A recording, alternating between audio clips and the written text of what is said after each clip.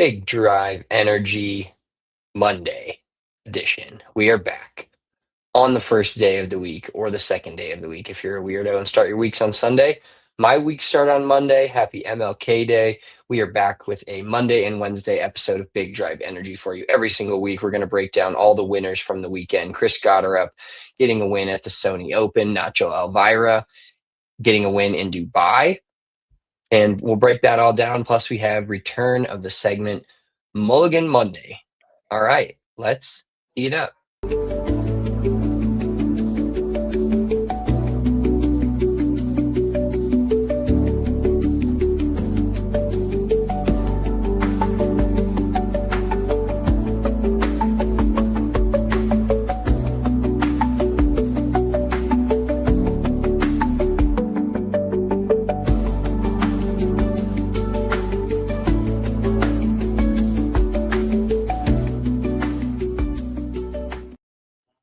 Big Drive Energy Monday. Mitch has got the Broncos stuff on for those of you guys listening to the audio version. Denver Broncos, fans, Knicks no more, are headed to the AFC Championship game. Big Drive Mitch is headed out to Colorado. Whoop, whoop, whoop. And you know how everybody's been doing those 2016 to 2026 things? Have you seen that on the internet? Well, so I got random Snapchat memory popped up from October of 2016 of us at the Broncos game. So when we go to the Broncos game this Sunday, AFC Championship game, we'll run a little 2016, 2026 pick stitch back on them. You know what I'm saying? Run a little throwback. Yeah, I like that. The only things I ever post on Instagram anymore are like your birthday and Missy's birthday. And I think that's like my last 2 or 3 years of posting on Instagram. So I would love to put together a little picture post. How are you doing, brother? You have a fun weekend? I mean, obviously the Broncos playing first is the best because you don't have to wait, and then better for us because we won. So then you can just watch the rest of the games and be like, we're already in the AFC Championship. I mean, Jared Stidham is our starting quarterback, which we can talk about, but I don't feel as bad. And maybe I should feel worse because I don't think anybody feels like that bad about it.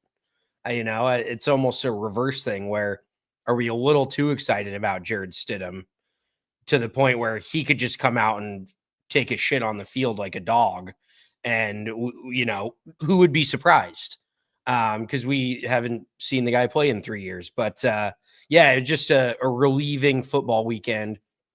But I will say that I was at the bar for the game, and I went to a bar, a sports bar that Missy's friend bartends at, and I thought it was going to be busier, but since it was relatively early, it was 4:30 out here, and there's not that many Bills fans in New Jersey, I would say. I mean, there's a few, but not a lot. And so turns out there was just like one table of Bills fans, and then I'm the solo Broncos fan, of course. And Missy turned to me in like the fourth quarter and goes, "You're going to need to quiet it down a little bit. Like you're screaming in my ear."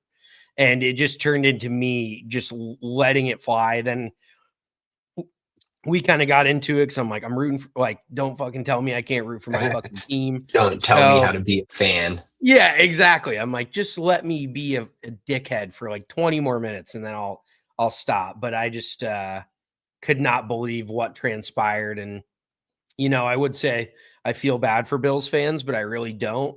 They've said a lot of nasty shit on social media. There's been a lot of, oh, Bo Nix is out. Oh, ball don't lie. Like, really? You're going to say that? Have you seen some of that? Because that's grotesque. That is. Yeah, I mean, anybody cheering for an injury it's pretty lame. Could never be me. No, I don't think we've legitimately done that. I mean, if it happens, you're like, well, sorry about it. But now we're in that position and we have to go. I say we, but the Broncos have to go try to get to the Super Bowl. And clearly, a lot of America thinks that Jared Stidham has no chance because the Broncos line, I think, right after they won, opened up at 1.5, and it got steamrolled all the way to 5.5 towards the Patriots. So the Broncos are 5.5 point underdogs. And Obviously this is very easy to say now because we don't know what's going to happen, but we don't everybody says Bo Nix sucks, and this is one of the tweets I saw that was great. It was like everybody says that Bo Nix sucks, but now the Broncos have no chance without Bo Nix to win a AFC championship game. So pick a So, like, line, which pick a one is lane. it? Yeah, yeah, which Yeah. one is it? All these national media people have been, "Oh, how good is Bo Nix? How bad is Bo Nix?" And I will say he got a fair amount of flowers this weekend. And you know what else I find weird is when somebody gets injured, people talk about him like they're dead. You know what I mean? Like, and it's, "Oh, he was just so good," and it's just so sad. I'm like, he's alive. He's going to be on the sidelines. It feels very weird when somebody gets injured like that, where it's like post mortem, and it's like, no, he's just in Alabama getting surgery on his ankle. Now, am I the only idiot? And I don't think I am, but am I the only one that's like, you have a broken bone in your ankle? Can you not just put a metric shit ton of tape around that thing, shoot him up like a horse? And I mean, I will say that he would be completely neutralized if he just stood there. Like he's not Tom Brady. He's never going to be Tom Brady or Peyton Manning. But it just shocks me how quickly they came to that conclusion that he had zero chance of playing this week. Yeah, and like they had a surgery scheduled before the second press conference was even over, and Yeah. before half the players were even out of the locker room, and didn't know either. The reporters were the first ones to know, and it's one of those things where I thought it was fake news, as I'm sure a lot of people did, because right as I was driving home from the game and I saw the text from our buddy Ryder. I was like, "Wait, Bo Nix broke his ankle," and I was like, "That he's got to be he's got to be hitting the weed pen too much or something's going on there. There's no way." Because there was no sign of it. Like when Pastor Tan went out early, you saw it and you saw him off the field and you're like, oh, fuck, here we go. You never saw a sign of Bo Nix, especially being at the game. I guess in the TV, the interview he did afterwards, you could kind of tell that if you knew now knowing what you know now, you could kind of tell that it was like, oh, something's not right here with him. Something is he's not elated to go to his first AFC championship game in his second year as the quarterback, blah, blah, blah. But I think the part that, like going back to your point about taping it up, and I think that's what makes him. Now, I'm not saying Jared Stidham is as good as Bo Nix. Don't misinterpret what I'm saying.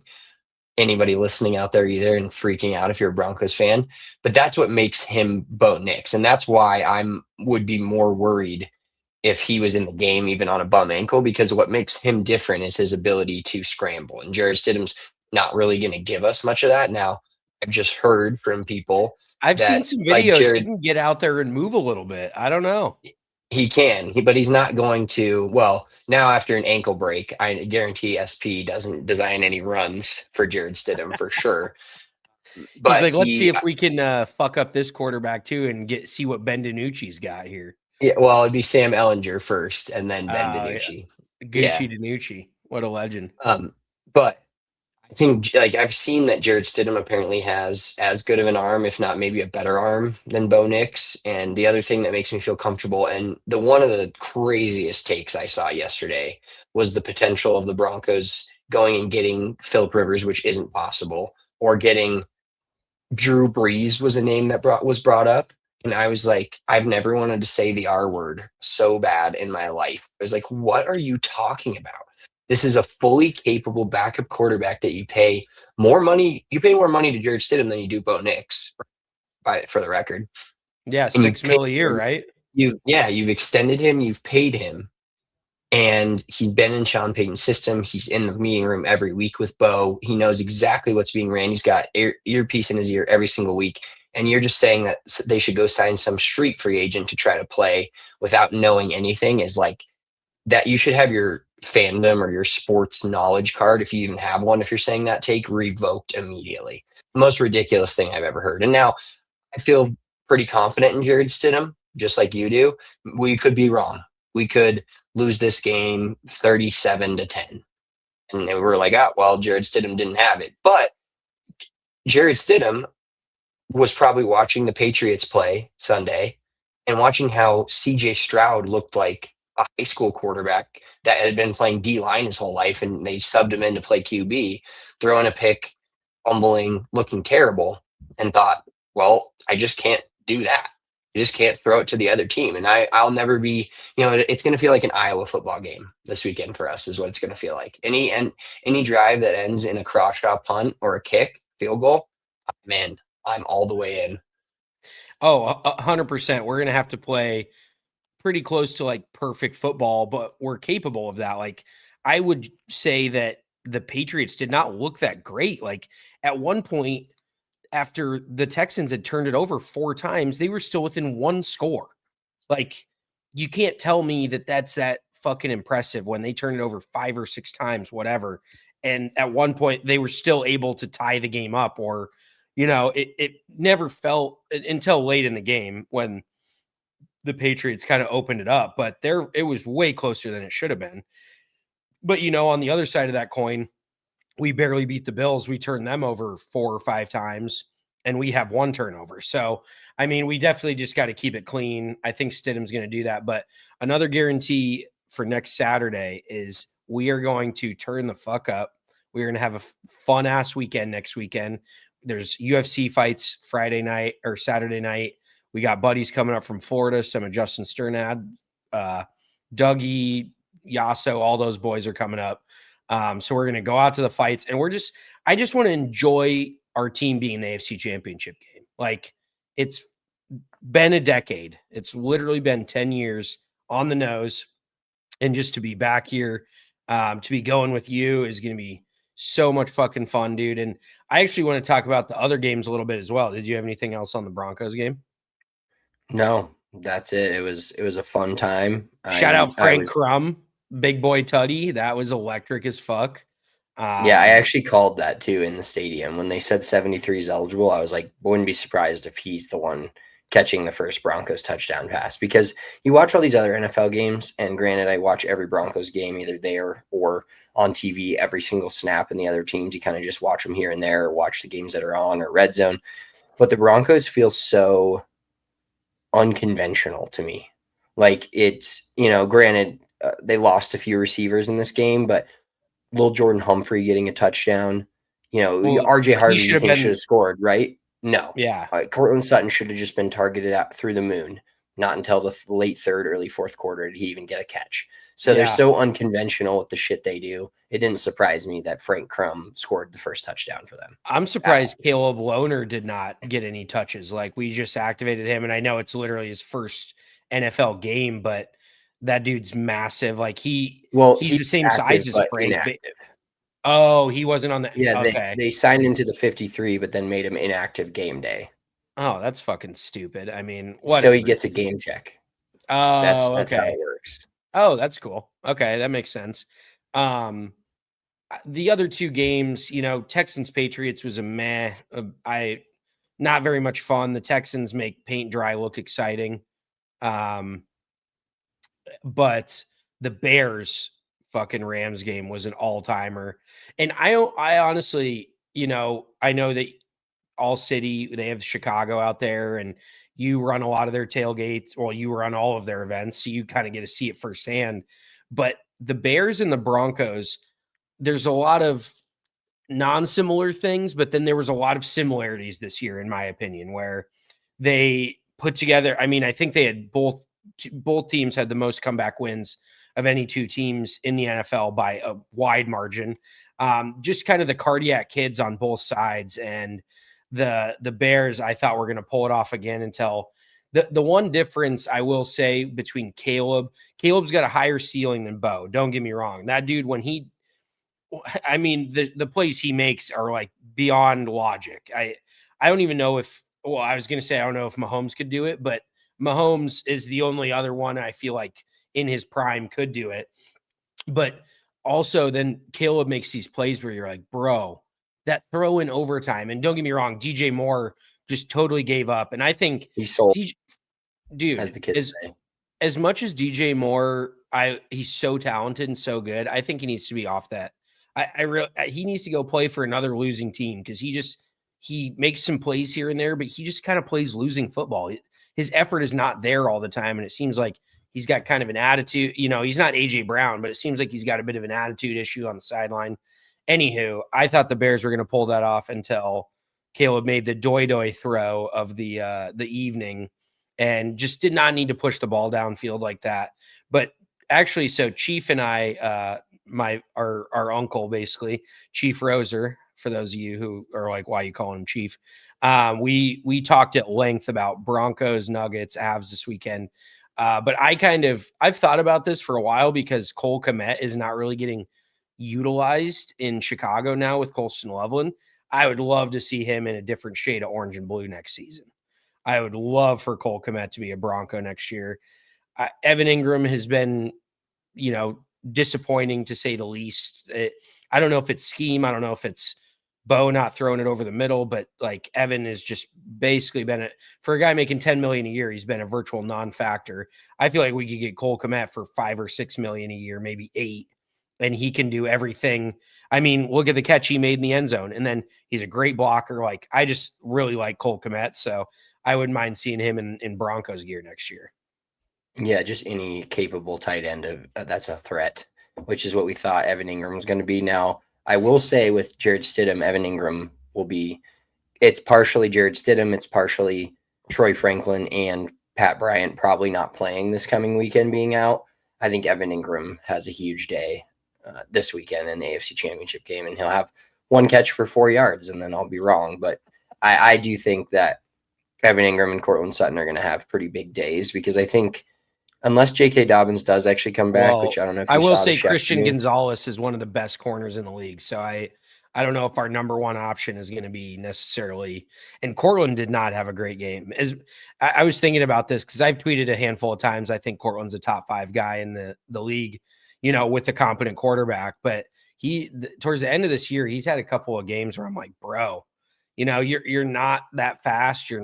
He's big, but you got to catch everything thrown at you. And he just has missed a few of these catches that have been huge for us. Luckily, they haven't came back to bite us in the ass yet, but he's been slightly disappointing to me. Yeah. He's not even close to a top 5. If you look at the best receivers in the game, I think he's edging on maybe a top 10 when he's really good, probably more in the 12 to 15 range. Yeah. When you take all the things into account. And I love the guy, and I think he's been a great asset for the Broncos for as long as and when he gets the ball thrown his way or you need a play, it feels like he does make the play. But there's a lot of plays in that game just this weekend that he could have made that would have changed the trajectory of the game. Maybe you don't go to overtime, and then you dive really deep into the weeds and say, okay, you don't go to overtime, Bo Nix doesn't get hurt. Like, there's so many different realms of that shit you could go into, which we won't get into on this pod, because reminder, this is a golf podcast. We're going to talk about the winners in golf this weekend. It was nice to have the PGA Tour back. But yeah, I think he's 12 to 15 guy. That's where I got him at. Yeah, no, I would agree. I mean, overall, let's so we've got another football game tonight we could throw out a prediction for. I feel like Indiana is going to steamroll Miami tonight. I feel like it could be a 25-point win. And, that sounds crazy, but that's what they've done to literally everybody in these playoffs. Iowa's given them their best fucking game. Oregon did also give them a fairly decent game, but Penn State, ironically, Penn State only lost to them by 3. But yeah, they've had 3 or 4 close games and 10 plus just blowouts, including blowing out Alabama, including blowing out Ole Miss. Like, there's not Ole Miss? Who did they play or did they play Oregon? Miss?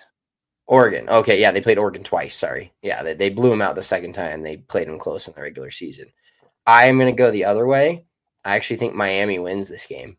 I think it's so insanely lopsided towards Indiana that we're going to get a shocker, if you will. And Miami's going to win this football game. Carson Beck, national champion. The Tony kid is just a fucking electric factory. Like, I love watching him. And their defense not related to the Tony on the Chiefs, correct? No, that's one of my Google searches. Is Kadarius Toney related to Malachi Toney in the last week? No, they're not related. I was literally about to call him Kadarius, but yes, it's Malachi. He's a freak. They do have some weapons, and their defense is. They have freaks. That's what they have. That's what Miami has, is a bunch of freaks. Like, Indiana has a bunch of older, fucking like just really buttoned up, smart team, plays physical, doesn't make mistakes. Miami has a bunch of wild cards that you just like Carson Beck could throw for 450 or could throw 5 picks. It's just Miami's a team of wild cards. So if they have, and the fact that their game is in Florida, even though those Indiana crazy fucks are going to travel down there, and it's still, I don't think it's going to be like it was for the Peach Bowl, I believe, where Indiana had like 80% of the stadium, 90%, and Oregon only had like 10 or 20. I think this will be a little bit more, probably still more Indiana, but more like 60-40 versus the other way around. Dude, did you see that video of this guy on a plane flying from Indianapolis to Miami? That was a big Hoosiers fan. And he stands up and he goes, I've always wanted to have, wherever I go in my life, I've wanted to have fun. And I'm going to make this plane ride fun. He's like, who wants to do a chant with me? And then starts the like the Hoosiers fucking chant. I would have gotten up and smacked that dude, Will Smith style. Fucking sit down. Let's get this plane rolling. I don't need to hear your Hoosiers chant. And, if I was a Hoosiers fan, then sure. But just a random, imagine being a random bystander caught in the middle of a fucking Indiana Hoosiers plane ride. Like, no, thank you. I think we've done a Let's Go Broncos chant on a flight to KC before, I'm pretty sure, or somewhere. I think one of our trips, I remember that happening. Yeah. And, maybe I'm wrong, but there was, when we were on that flight, it was 80% Broncos fans. I think, wasn't that when Ed McCaffrey was like the first guy we saw when we stepped on the plane? Yeah, that may have been KC the first year we went, like 15 years ago or 10 years ago or whatever the fuck. 13, long time. Been a long time. But okay, I think obviously it's chalk, but I think Indiana just rolls. What's the spread? Is it over a touchdown? Is it like 8.5? No, I don't think it's that crazy. I think it's small. Like 5.5? This is good here. We should. So it is 7.5 Indiana. Okay. Yeah, and I'll be interested to see. Just it could be one of those where either Miami wins or they lose by 35. I do not think I do not think it's going to be close. Like, there's no way that Miami blows Indiana out. That's just not going to happen. So we can cross that one outcome off of the board. We also have the Avalanche. We don't need to talk about them, but we got the Avs here in about 35 minutes. So that'll be a nice little MLK Matt Nooner. Looking forward to watching them get back on track. Yeah, nice little. It's weird because we're potty training this weekend, so it's been a real treat of a weekend. But like being home on a Monday and just sitting around doing fuck all because we can't really leave the house has been not great for my mentals, to be honest. Just letting Sawyer shit in the living room, just free balling it everywhere. Theoretically, that doesn't happen, but yes, it has been happening, or pretty close to happening. Well, your wife sent us a video of Sawyer just sitting on the toilet in the living room watching TV. Like, good for you, dude. How has nobody invented a toilet that you can just set up anywhere now? Like, I would like to sit in front of the TV and just take a shit. That would be ideal as an adult. But all right, should we? Real quick on golf. But I just got done with a simulator round. Played a simulator round last week. I've been, dude. I feel like you're getting a little addicted to it. I feel like you're really. Are you doing it because you have nothing else to do, or are you seeking this out? Are you like seeking these sim rounds out? Well, no, my buddy. So I'm playing in our league at Golf Republic. It's me and the other teaching pro there, Steven, my boy. But we cannot win because we're pros there. So we basically just paid to play in a simulator league that we cannot win. But that was my league or my round last week. And then today, my buddy Rohan invited me because his wife got him 2 months of unlimited simulator time during the week as a Christmas present.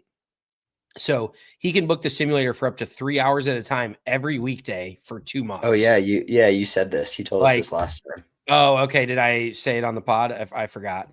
But so he booked it for 3 hours. We were there from 11 till 2, and it went by in a fucking GIF. Like it sounded like the most old white man thing ever. But I legitimately looked up and it was 1:30. We'd been there for 2.5 hours. Felt like we were there for like 35, 40 minutes. But I did help him out with his chipping a little bit. We got him dialed in with some chipping stuff. And then we played golf, ironically enough, at Canoe Brook, which is a golf course that's about 10 minutes from the simulator that we were at. So really good track, right by Short Hills Mall. And it was a lot of fun. I mean, I shot like 1 under, but my handicap is going up because at one point I was like a plus 7.7. And then now I'm like a plus 6.6. And I fucking shot 71 gross. I shot 1 under, and I think my net was like 76 or 77.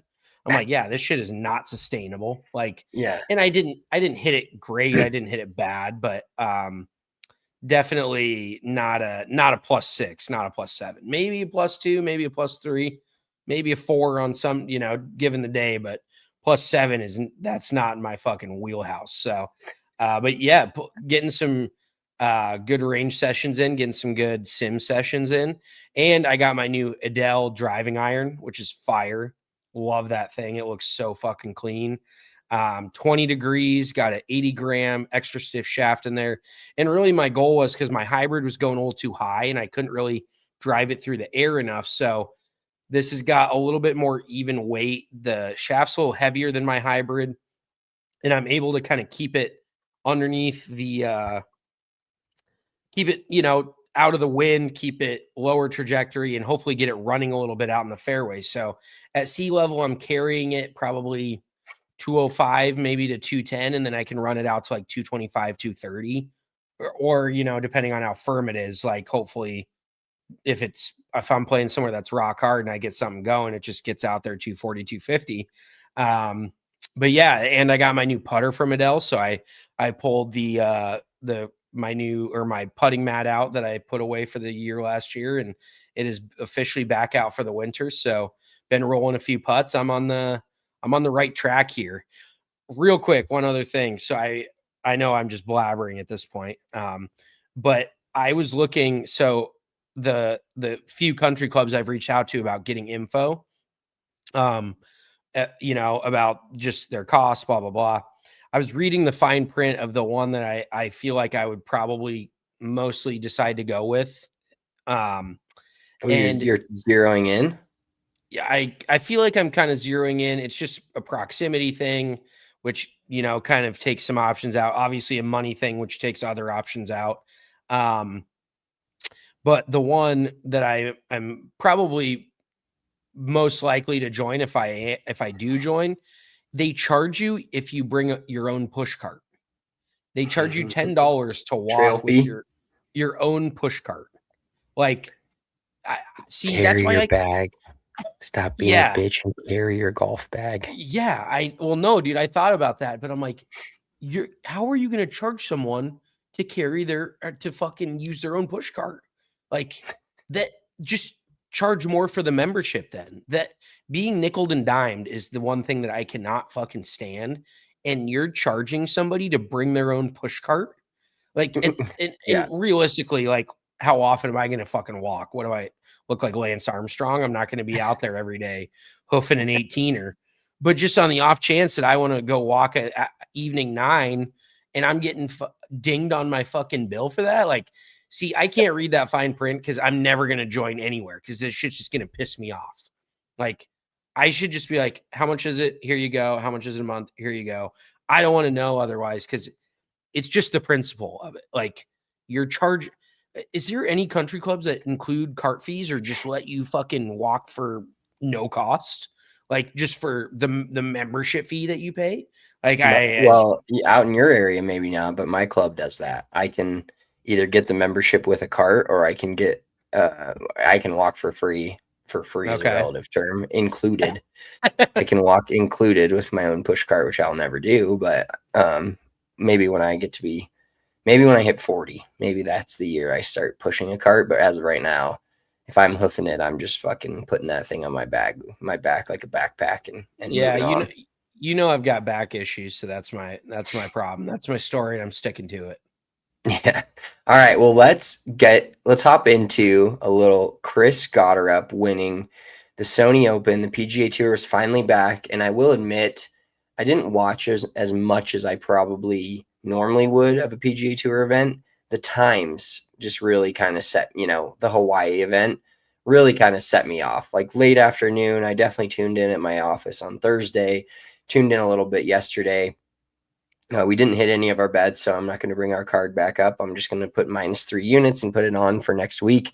Weren't even close, although Nick Dunlap shot 77 on Sunday, which he was kind of in the same spot Chris Gotterup was. But Chris Gotterup throwing himself into maybe one of the better players on tour right now. And I've got a little trivia game for you. See if you can guess these players here. So somebody tweeted this about how many wins certain players have over the past since the start of 2024. All right. So, all right. So we've got, well, let me start with this actually. One of the things I put. So Chris Gotterup, who are the last 4 players to win 3 times in under 70 starts on the PGA Tour? There's 4 players. Ooh. Chris Gotterup is one of them, I guess. So who are the other 3? Is Jordan Spieth one of them? He is not. Wow. Under 70 starts to win 3 times. And it's the last 4 players. So there's nobody old. All these guys are in their 20s, or maybe one guy's close to 30 or just 30, but they're younger guys. All 3 of these guys. Scotty did he? No. Okay, that's what I thought.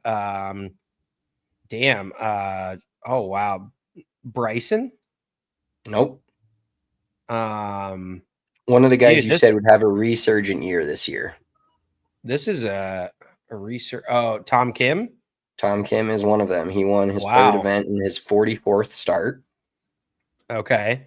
Holy shit. Next gentleman won his 3rd event in his 57th start.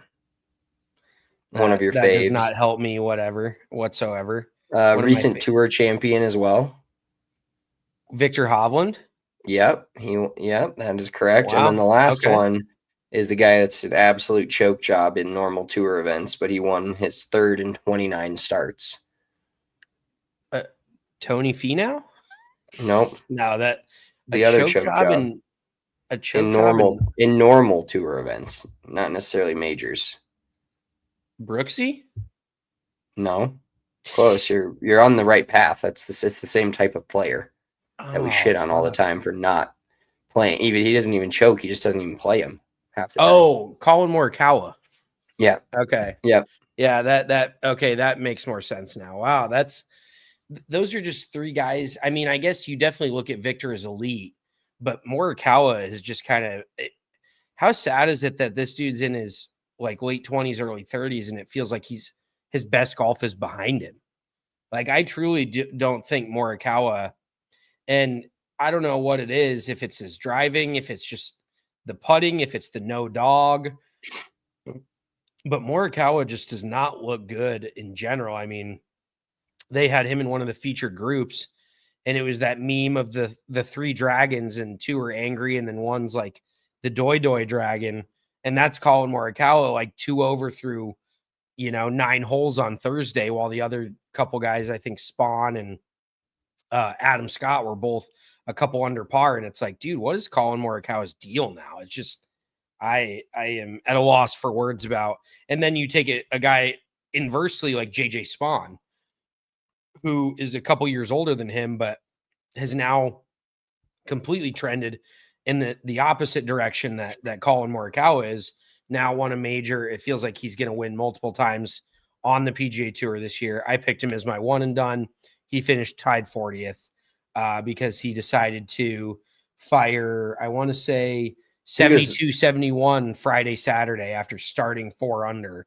Started in a nice spot, and same with my Nick Dunlap, shot 77 on Saturday, and my one and done pick was almost like dead fucking last in the field, so that was great. A great start to the year for me. $0. Well, Nick Dunlap, that's like betting on the fucking sun to rise, and then you're shocked when the sun rises that morning. Like, I might take him again this week at the American Express. He's won this. That is true. And I'll still never let who choked that win away who was he facing when who shit the bed down the stretch that he won the American Express? Christian Bezuidenhout and Xander Schauffele was up there too, so maybe it was Xander. But Xander shot 7 under on Sunday. Was it Xander?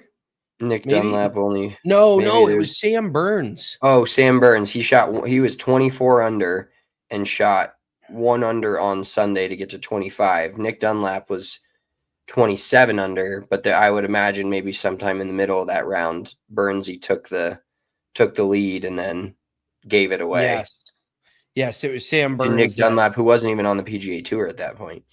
Yeah, I could never take Sam Burns seriously after him losing to Nick Dunlap with no status. Like, talk about a choker as well. Fucking Sam Burns is just an absolute sick joke. Okay, I've got one more one more question, little trivia game for you. Okay, so PGA Tour wins since January 1st of 2024. So basically, 2 years and the Sony Open this year, including the Hero. So including the Hero, this is from Kyle Porter. So who has 15 wins since 2024? Oh, Scotty. Yep, and then nobody has 14 through 6. Who's got 5 PGA Tour wins since the January of 24? One player. Dude, it's pretty obvious. Rory? Mm-hmm. Okay. And then who's got 4? One guy has 4. Xander? Nope. Including the Hero, so that should kind of... Oh, wait, the Hero... Who won? Justin Rose? No. Who won it this last year? The Hero World Challenge. Yeah, and he's also won a Masters in this time. Not in this time, I guess. He's won a Masters. Oh, for fuck's sake! I can't. No, I'm short circuiting here. Who is it? Hideki Matsuyama. Oh, okay, dude. Hideki is just a guy that it does not come to the top of my mind, and he'll go months and months without winning, and then all of a sudden he'll pop up out of nowhere and have a big W. Okay, then 3 players have 3 tour wins. Chris Gotterup and 2 other guys. Who are they? Hovland? No. Nope. Xander? Yep. Xander and one other guy. Ryder Cup guy. DeChambeau? Nope. No, that's majors. Harris English? Holy fuck. People are probably just so sick of me guessing the wrong name. Who is it? Ben Griffin. Oh, yes. Oh, my God, dude. Just not at the top of my mind. Another guy that played well in Hawaii this week that's looking like he's just going to pick up right where he left off. So, speaking of Ryder Cup participants, how bad has it aged Keegan not taking Chris Gotterup at this point? Like, I was going to say, I think we're not going to be able to forget the Ryder Cup for a long time. And every time some shit like this happens where Chris Gotterup wins or a few of the other players win, this is going to be rehashed until the 2027 Ryder Cup, to be honest with you. Yeah. No, and just Gotterup's demeanor, like Andrew Novak, when he wins this year, I'm sure Keegan's going to fucking think about that one too. But Gotterup he's got the dog. He's got that young swagger about him. He's got the gold chain on. He's a little chunky. Like I can relate, other than the fact that his ball speed's like fucking 185 with driver. He just on the 72nd hole, 190, the last hole of the tournament. Oh my God. And that was like, I think that 3-shot lead, like no scaredies at all from him. He just continues to be a savage when he plays and just fucking go after. I will say though, he laid up. He could hit 5-iron onto the green and he laid up on the 72nd, which, he's got a 3-shot lead. It's smart. Yeah. He hits like 15 feet and then 2-putted it, whatever. He won. But really, like you build your whole brand on on fearlessness and just sending it, and then you lay up from, I think, 230 yards out. And I don't think there's a hazard on that hole. The green is surrounded by grandstands. Like, he's going to get a free drop if he just blows one 40 yards right or left. So kind of surprising, but yeah, he can absolutely move it. And I saw these people on Twitter. I just need to have a quick mansplain session with these people on Twitter about the golf swing, because everyone is like now there's a Twitter movement that's anti-shallowing of the golf club and saying that he's steep, saying, oh, this guy's steep. Oh, who else did I get into it with? That Shane Lowry, steep as fuck, which he actually is. But the definition of quote unquote steep that golf instructors want to avoid is literally the shaft going back on an angle like this and then coming down on a steeper angle. But so hypothetically, if you were this flat, you're going to have to steepen it a little bit. The idea is, though, that if Chris Gotterup's backswing is relatively vertical, but it lays down slightly in transition, that's still somewhat shallowing the golf club without it looking shallow. But very rarely are you going to see a PGA Tour player whip the golf club inside on the way back and then kick the hands way out and come, quote unquote, over the top of it in transition. That is what steepening the shaft is. Yeah, there's swing planes that are steeper than other swing planes. Like, there's no perfect 45-degree plane, but you can take it back somewhat steep and then shallow it on the way down. And that's just what people are like, oh, fucking Mayor of Steepstown, Chris Gotterup, look how good he is. Like, yeah, his swing plane is relatively steep compared to a lot of other guys, but that doesn't mean he's fucking standing the shaft up and sticking it in the ground at impact. Like, that's just not, PGA Tour players don't do that. So these people, similar to the Bills fans, taking a screenshot of one thing and taking it for fucking gospel. You can't take a screenshot of one part of the golf swing and tell if it's good or if it's not good. So I just had to go on that little rant because everyone's like, oh, steep this, you don't need to shallow, blah, blah, blah.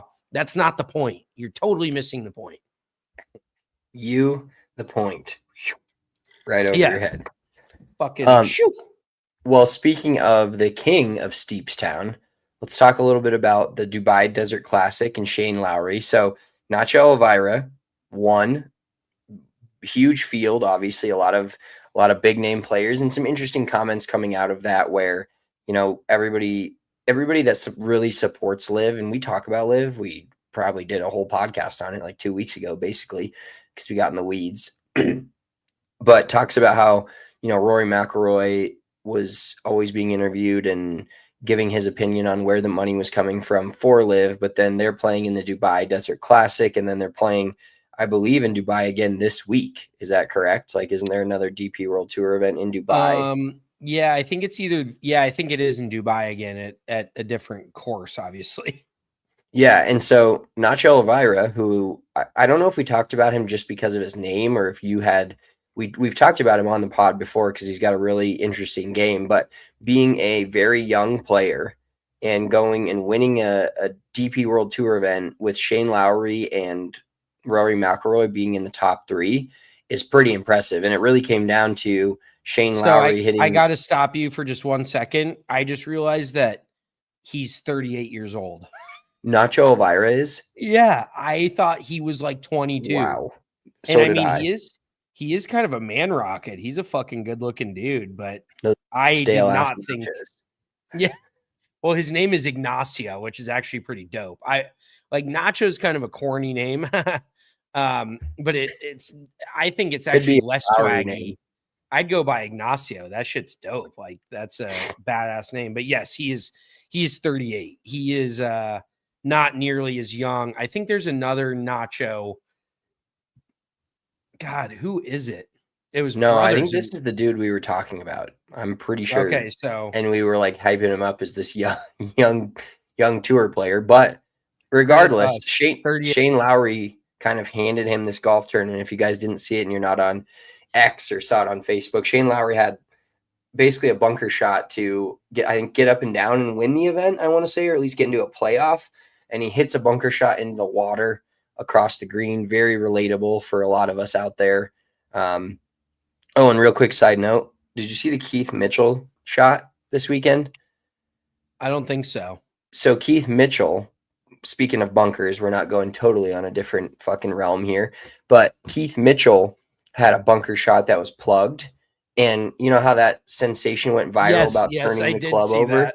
He fucking hit it like 4 feet and then hit it again from the bunker to like 6 feet and made the putt. But just Well, hilarious because I don't know the golf swing nearly as well as you do, or the physics, the dynamics, all the big words that you use, and shallow and steep, and you know, I don't even know the other plane and all this other shit. But the how you can turn your golf club upside down and seem to hit a bunker shot out, which was a fad. I mean, it was that video was getting aggregated on Twitter for weeks. A couple guys were doing it, and then everybody's trying it. I don't know how it so works, but you're it didn't saying work like for Keith turning it Mitchell. left-handed or like flipping the toe of the club down? No, yeah, like literally Keith Mitchell he flipped his club upside down and tried to hit a bunker shot that way. Okay, so he's trying to dig. It was plugged for sure, but the risk you run there is you catch it kind of clean, but you hit it in the forehead and you fucking hit it 120 yards. Now, I think the lip, imagine him being plugged, jackknifing it into the lip, and it gets stuck in the lip like that. There's just so many things when you're already, and that's what PGA Tour players are so good at in general. I mean, they're already phenomenal at everything, but when they're in a bad spot, they don't compound mistakes. They're not like, oh, I just fucked that up. Let me go mess this up too and make 8. Like PGA Tour players rarely make doubles. They don't make very many bogeys, but you're never hardly going to see them make a quadruple bogey or a 9 or a 10. That's just something that they don't do. They manage to, they manage to alleviate those mistakes and avoid them basically at all costs. So I thought it was pretty funny though, like just dribbling it out there, and it felt like he was trying to pull something off and like accomplish something, and it turned out it was just hitting like 6 feet right in front of him. Yeah, very relatable. But Shane Lowry also relatable in the bunker and losing that event, and he just seems like he's Somewhere always Eric there. Tuttle But was enjoying the shit out of that Shane Lowry fucking bunker water shot because he'd hate now. And maybe we'll like our listeners. I'm curious if you like Shane Lowry. I don't know how you can tell us. Just hit us up, DM us, whatever. But do American people like Shane Lowry or do they hate him? Because I feel like the hardcore Ryder Cuppers. That's why Tuttle doesn't like him because of the Ryder Cup. And I generally like the guy, but I don't like him during the Ryder Cup. And maybe some people can't make that distinction. yeah, I honestly thought it was shocking when our buddy told us that he hated Shane Lowry. To me, Yeah. Shane Lowry is one of the least hateable guys there could be on tour. Now, I've had some spats with him or some friendship breaks when I bet on him and he chokes away the fucking tournament at Innisbrook every year when he's leading it, like going into Sunday or He whatever. does But like to do that. overall, I feel like Shane Lowry is one of the more likable guys on the PGA Tour. To me, he's like the European version or the Irish version of Joel Damon. I think like that's what he comes off as. But since he's Irish and has dominated us in Ryder Cups, and especially with what he did in 2025 Ryder Cup, and thwarting the American comeback, which was on the way with his putt to win it, I feel like everybody in America doesn't like him as much. But I was pretty shocked to hear that from any person in general. The fact that not necessarily like a disdain for him, just a pure hatred, and Yeah, just calling a him, hatred. what was the nickname that he got called? Oh fuck, a platypus or a No, Barney or what did somebody call him at the Ryder Cup? I feel like somebody called him a Teletubby. Teletubby. Yes. That which is actually pretty good. Like that's well done. I think Yeah, even he's probably Poe.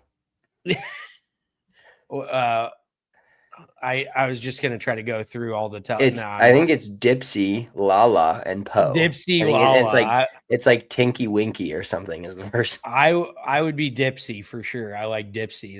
That shit slaps. Also got to shout out VJ Singh, that, Yes, that piece of shit, absolutely. taking a spot in the Sony Open. But dude, I mean, I just Okay, don't get so like, is he bored on the Champions Tour? He's 62. You go out and fire 5 under, playing out there in Hokas. Like, it is truly for the love of the game for this guy. And, I heard more stories. I was listening to a podcast and talking about, because Kip Henley worked for VJ for a while, and he goes, he's the best guy to work for, but also probably the worst, just because of what he requires of you. Like, he's like, he'll put you up in his house in Jacksonville, and during his off weeks, he'll be down there for 2 weeks on his off weeks. Like, that's how crazy VJ Singh was working. He wanted his caddy there working the entire fucking time. So I don't know. The guy is just the epitome. You think you're obsessed with golf? Look at VJ Singh. Yeah, and I will say, I don't know how, obviously there's clearly a lot of tour players that are annoyed with him playing because he's on his, career money earnings exemption for the rest of who knows how long. And now, I mean, he's going to keep gaining if he keeps making cuts and just adding to his overall money list. But to me, it's a cause and effect type of thing where it sucks in the beginning. But if he's actually going to go out there and win or compete in these events, I have no problem with him playing in them. If he's going to go out and miss 5 or 6 straight cuts or even 10 cuts or, and who knows, it's only the first event of the year. He's probably played the Sony Open 50 times, and that may not be an exaggeration, probably close to 30 or 40, but he may have even been around before the Sony Open was actually held at Waialae. You never know. But if he's going to go out, he hit the inaugural tee shot at the Sony Open. That's how long he's been around.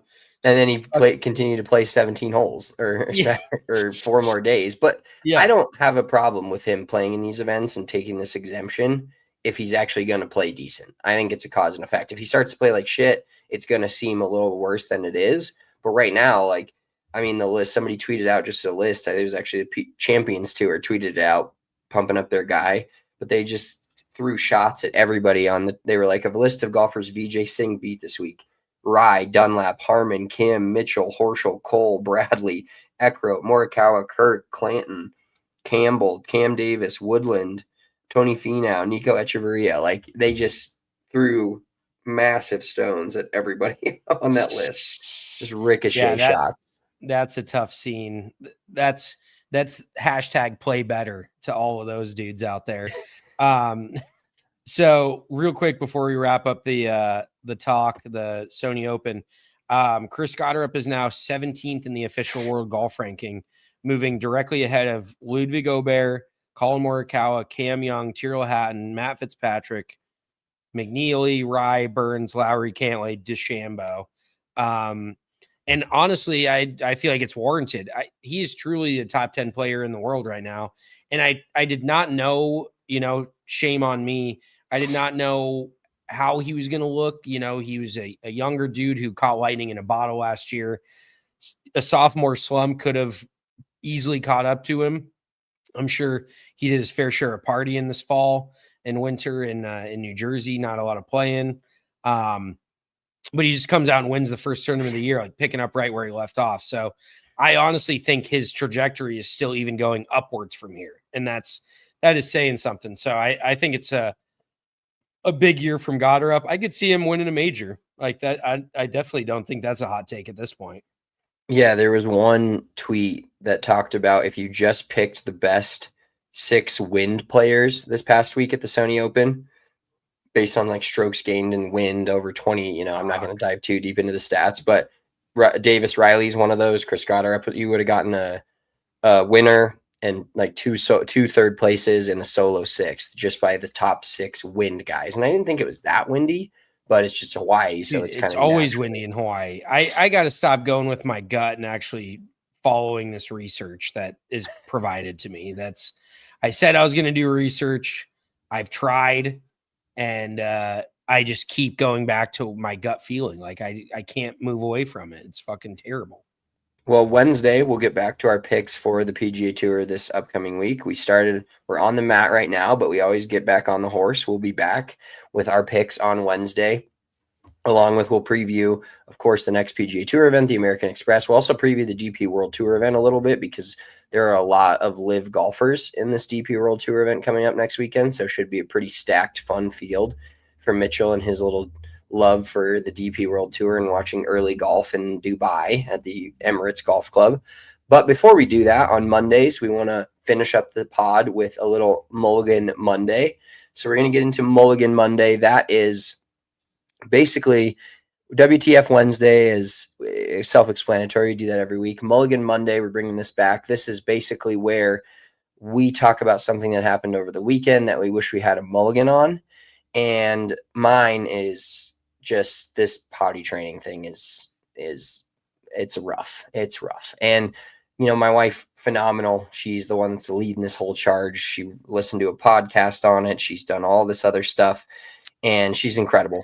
But yesterday we allowed, so he's inside basically naked for 3 days. We started to put pants on him today to try to when you have to go to the potty, and he'll tell us and then go sit down, whatever.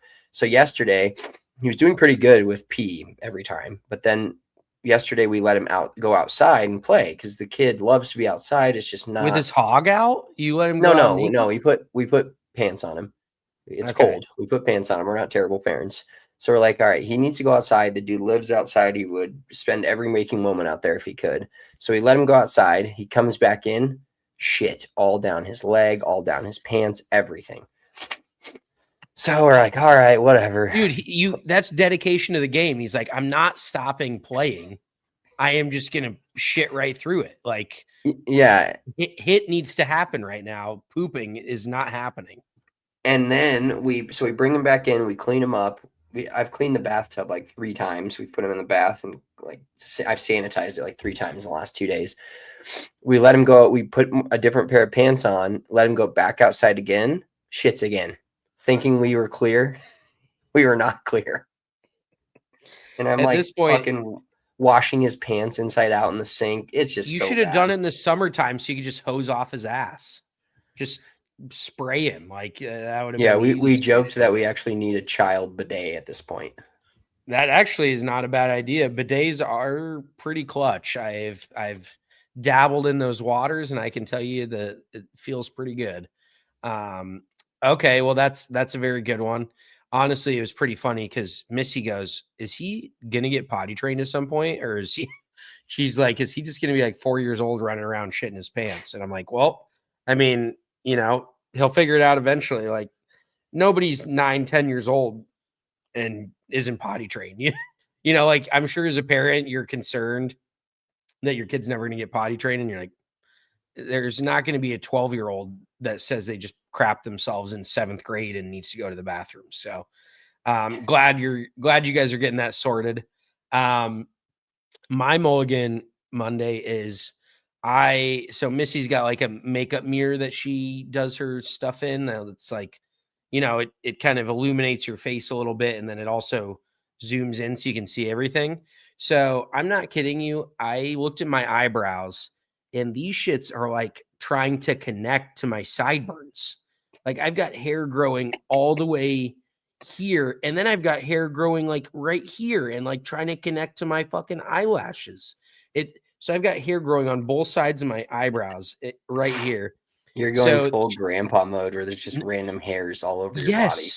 And like ear hairs and shit. So I got a tweezers and I went in on my eyebrows, and Missy's sitting there working because it's in her office. And I spent 20 minutes and I have not had something hurt that bad in a fucking minute. Have you ever plucked your own eyebrows? No, I've never plucked them myself. My wife has plucked them multiple times. Okay. I do not like it anytime. Dude, it hurts so bad. Like I props to women dealing with that to be pretty and pluck their own eyebrows, because I am fucking fully out on that. So that is truly a mulligan. If I had a chance to do it over, I wouldn't. And I don't plan on doing it. I told Missy, I'm like, if I start getting hair growing out of my ears, either 1, shoot me, or 2, please pluck it and fucking shave my ears, because I can't do this. I just can't have hair. But guess where I'm not growing hairs on top of my head, because that's all going away. And it's just popping out in every other area of my face, on my back, on my neck, on my eyebrows. It's just it's a clusterfuck. So do not recommend to anybody plucking their eyebrows if it's unnecessary. Now, I've just got some of these bushy fucking issues on my face, these caterpillars sitting here. So here we are. Love that. Well, we will be back on Wednesday. All of our shows now 3 p.m. Eastern time, 1 p.m. Mountain time. Mondays and Wednesdays. Mondays will be a little bit more focused on the past weekend. Wednesday will be looking forward to the next weekend and Mitchell's player profile, which you better start getting that lined up. We need a new player profile. We didn't check how that guy did. He missed the cut by like one. Okay. Davis Chatfield. Okay. Yes, he Davis Wellington, Beef Wellington. Davis Westerfield III, senior, just the senior junior, the most waspy silver spoon name you could think of. But no, he did not have the best weekend. I'll try to pick somebody this week that maybe has a little bit better shot at playing well. You know, well, maybe not a rookie. I'll try to find somebody that is prepared. Although I will say, not to look ahead to the Amex, but it's pretty popular that a lower level guy wins the Amex. So who knows? Including non-PGA Tour players, apparently. So yeah, no shit. As long as Sam Burns is playing, he won't be winning. That's for damn sure. All right. Well, we'll talk to you guys on Wednesday, 3 p.m. Eastern time here on YouTube. Make sure to give us a thumbs up if you're watching this on YouTube. Subscribe to our channel. We'd appreciate that. We will talk to you guys on Wednesday. Enjoy your Monday night. Enjoy the national championship. We'll recap that Wednesday as well. We'll talk to you then. Peace.